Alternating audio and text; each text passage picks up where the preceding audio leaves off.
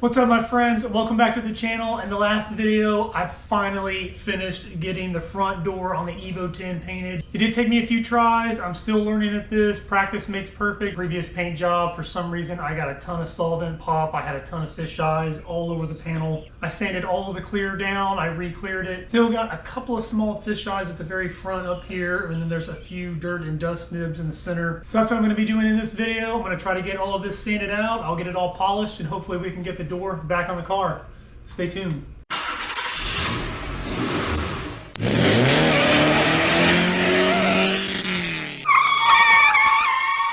If you didn't see the last video, as always, definitely go check it out. I sanded this thing all the way back down with a clear coat anyway.